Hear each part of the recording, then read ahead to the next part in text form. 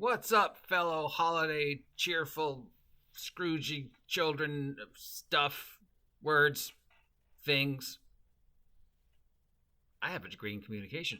It's the OGGM. It's about 10 o'clock in the morning. It's the second day of November 2022. It's weird. It's holiday season. Who knew? When did that happen? It's about 60 degrees and I don't know what to call it. Muggy, foggy, weathery here at Site B. We can never just be specific weather here where I live. It's always got to be it is Wednesday, which means it's time to take a look at all the tabletop role-playing game crowdfunding projects are coming to an end by the end of this week, but you still have a chance to support them. And as always, I will mention the ones that I think are worth your time and make fun of the ones I think that are not worth your time. And I'll point links down below to any of the ones I think are actually worthy of this. But of course, don't listen to me. If I say a product that I think is dumb and you're like, dude, OGGM, you don't know what you're talking about. That's the greatest product ever. Get it and let me know what you thought of it. I'm just one man with one opinion that it doesn't matter too much to a hill of beans in this crazy world. That's a Casablanca quote for those of you who recognize it. I'm drinking water. Support me, water. I'll sell out. All right, what's going on in the world of crowdfunding? I have a feeling it's going to be weird. Manor Project Studios' Cowboy Bebop the role-playing games crowdfunding project is coming to an end. $49 is the most popular pledge that gets you the PDF and the print version of the book. There's a Cowboy Bebop role-playing play quick start for free on drive-thru. This is 240 pages of anime nonsense dedicated to the Cowboy Bebop IP, both the animated and the short-lived live action. This was announced last year, right around the time that they were announcing the live action one, and I guess they hoped that it would cascade off each other. The popularity of the live action one on Netflix would help with the popularity of the anime, which would help with the popularity of the game, and so forth and so forth. Sadly, the live action was canceled, so now people are going, dude, it's been like 100,000 years. Is there really a market for Cowboy Bebop role-playing game? Maybe, maybe not. I don't know. It's a genre some people like. It's a fun anime. You know, Ed's awesome. Faye's awesome. Spike's awesome. You tell me, is this something you want to pick up? From Hunter Books, Kids on Bikes 2nd edition. This is the core rulebook for Kids on Bikes. 2nd edition, $45 is the most popular pledge that gets you PDF and print version.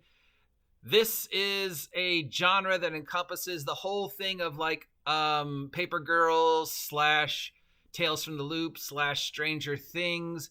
You know, it's somewhere in the time period that I refer to as the that last summer of childhood, you know, or that last summer childhood, that last summer when you're still a kid before high school and the real world hits you and all the adventures that happen during that genre. That's what I call the genre, and that includes Kids on Bikes, which is fun,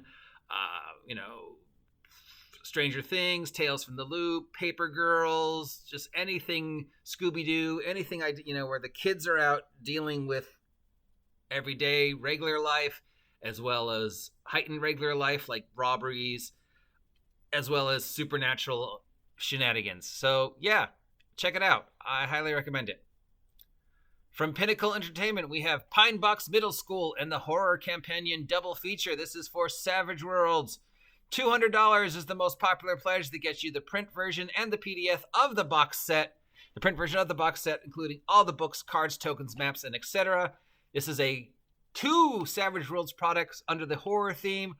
Pine Box Middle School is similar to Kids on Bikes and Tales from the Loop. It's kids dealing with horror in Pine Box, Texas, which is one of the settings where Savage Worlds Adventures take place / Deadlands takes place. So I love Savage Worlds. It's one of my favorite systems. As I say over and over again about Savage Worlds on paper doesn't work. You read it and you're like, this is weird. But then you play it, it's like, oh my God, this system is just so amazing. How did I think this was weird? And it is one of the few systems that I can say that every idea I came up with, I could make during the Savage World games we played. So no matter how weird some of my ideas were, I was able to make that idea in Savage Worlds. So it gets a very high ranking for me. Them doing horror and teen horror, kids on bike horror. I love the kids on bikes, Tales from the Loop, last summer of childhood genre. So yeah, I support this one.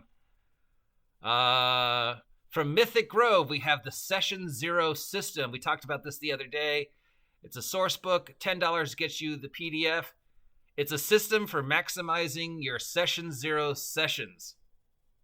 So for $10, here's somebody telling you how to run a Session Zero and how to implement safety tools and how to ask your D&D players, tabletop role-playing players questions about what you want from your game and what they want from the game. So for $10, you can get a PDF for something you could do for free. You want to know how to do Session Zero? I've done hundreds of videos about Session Zero. So has several other people, from DM Bloodworth to Avenger to Rob Got Games to DM James. So look, save your $10 and just, get a blank notebook and watch our videos. From Midnight Tower, we have Hunter's Full Moon Trilogy. This is a Dungeons & Dragons 5th edition adventure module. $40 is the most popular pledge. Gets you the hardcover and multiple VTTs and PDFs. So not only do you get a hardcover of the book and the PDF of the book, you get virtual tabletop assets. I don't know for which one. It doesn't say. I think they're generic, right? Like if I get a virtual tabletop asset of, Cavern of the Lich Lord, it'll work on all 4, 5, however, right? VTTs. Like it'll work on Roll20 and Bugbear and whatever else, right? Right? It will? It won't? I don't know. Anyways, this is a 160-page, 3-part fantasy adventure for 5e, set in sort of a mythical fairy tale wilderness dealing with werewolves and stuff like that. Looks interesting. So that could be a thing. Look, we're getting all the Halloween stuff, and Halloween's over, guys. But, they had no way of knowing. They scheduled these to be Halloween sales. Now their Kickstarters are coming to an end, so we're seeing October-themed stuff here in November.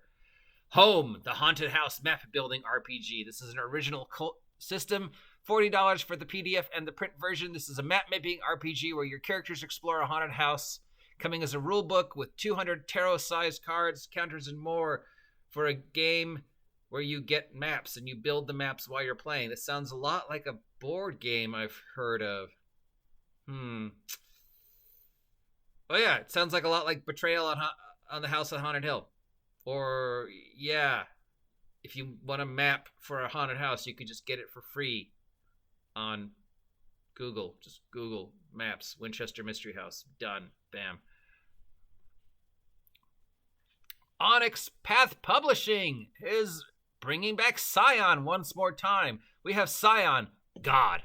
That's it. It's called God. That's probably going to get you in trouble. This is a source book. $55 is the most popular pledge. You get to use the PDF, the print on demand, and the print versions of the book. Oh, $55 for the PDF, for the print version, and a print on demand coupon. So Scion, as you know, is a campaign setting that deals with children of the gods walking around on Earth. It's sort of superhero, sort of mythical. If you've ever seen American Gods or read American Gods, the idea that you are a demigod type thing walking around on Earth, dealing with the pantheons and the mortal world and that kind of stuff. Scion God adds new parents, new powers, new gods, new mythology for the world of Scion. Are they going to get in trouble for calling it God? I don't know. I don't think so. From Nightfall Games, we have the Stokerverse role-playing game. Wow, that was quick. That was only announced last week. And now its Kickstarter is already ending. This is a core rule book. It's $60. Gets you the PDF and the print version, plus the GM pack. There's a Stokerverse role-playing game quick start on drive-thru. It is based upon the writings of Bram Stoker, and most specifically Dracula, but some of his other stuff. It's set in an alternative Victorian era. This is not the first time a Stokerverse role-playing game has been made. There is also a series of books based in this universe called Dracula Unleashed. So if you're looking for some alternative horror, this could be your thing. And hey, Dracula. From Gallant Knight Games, we have Carrion Lands.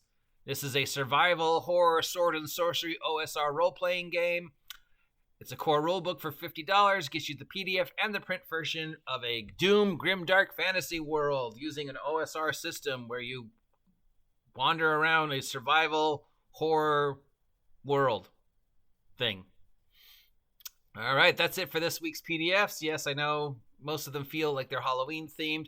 My top recommendation is Kids on Bikes and the Pine Bucks Middle School from Savage Worlds. The one I think is not worth your time is the Session Zero one.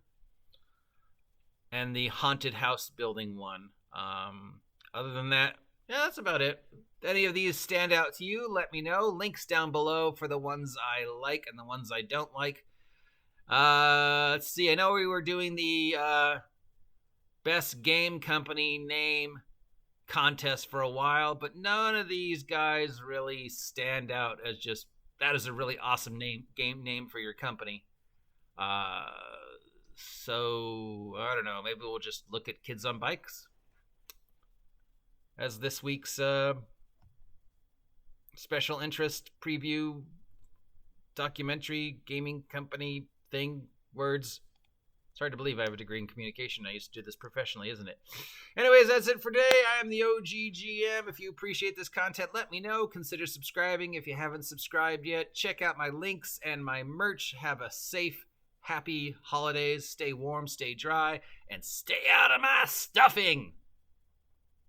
You damn kids on your damn bikes.